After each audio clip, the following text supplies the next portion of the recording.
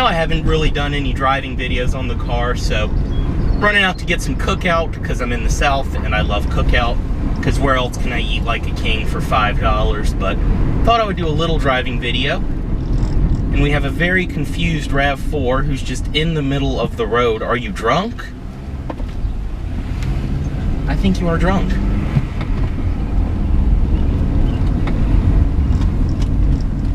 And I also don't know how much battery my camera has, so this video may end abruptly.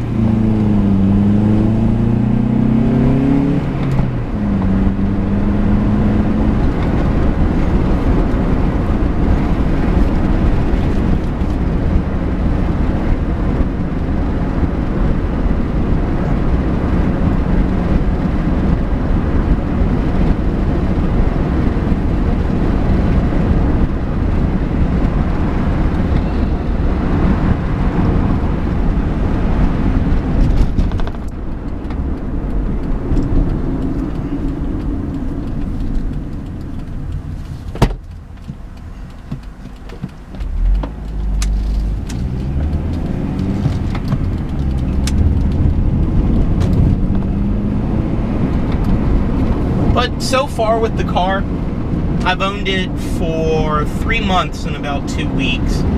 And so far, there really is nothing to report. I mean, I rolled 133,000 miles this morning. When I was on my way to school, I'm at 133.30 right now.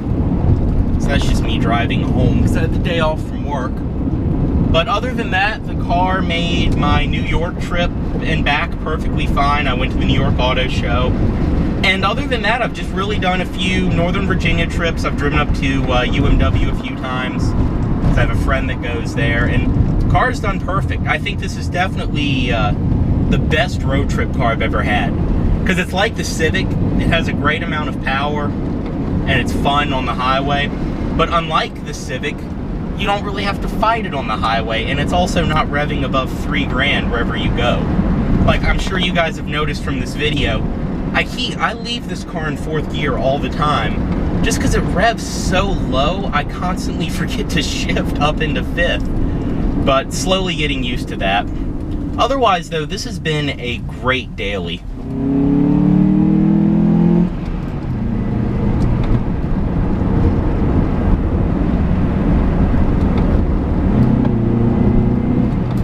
As you can see though, she pulls.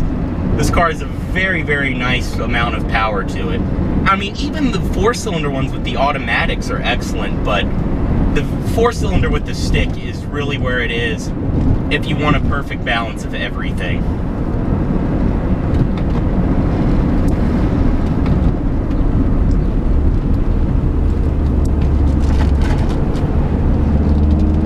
It's also very light and nimble. It loves to hug the road.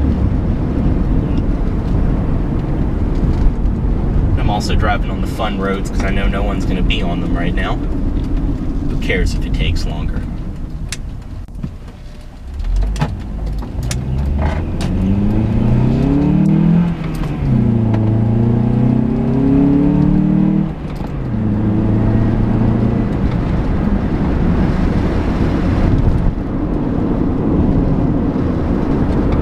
But really, I have to say, after the amount of time I've been dailying this car and everything else, I honestly have no complaints about it. I mean, it's typical Honda on the highway.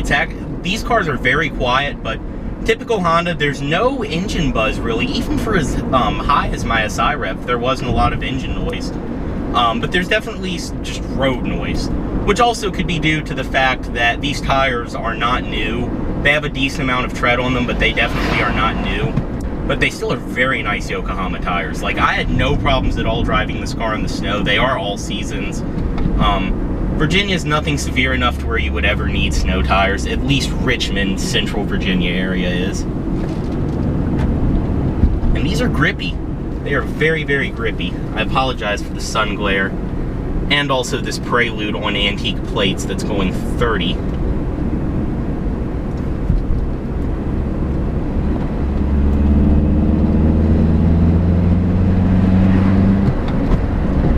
But I love it because I honestly was not expecting this car to have as much power as it does. Just being bigger and also going from a Civic Si.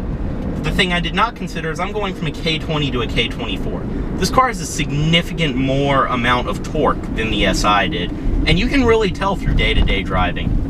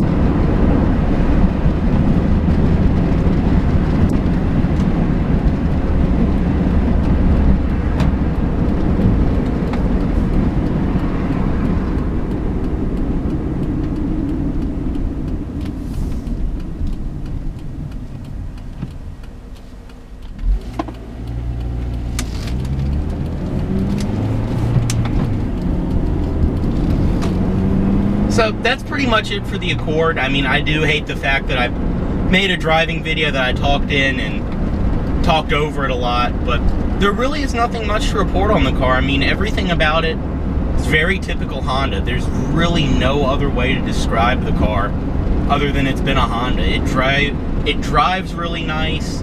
It's still very fun, but at the same time, it's pretty normal. I mean, and it's kind of nice going from the Si, which was a really high-strung car, to this. Like, I know everyone says it too, that this is a much better car than the Si, and it really has been.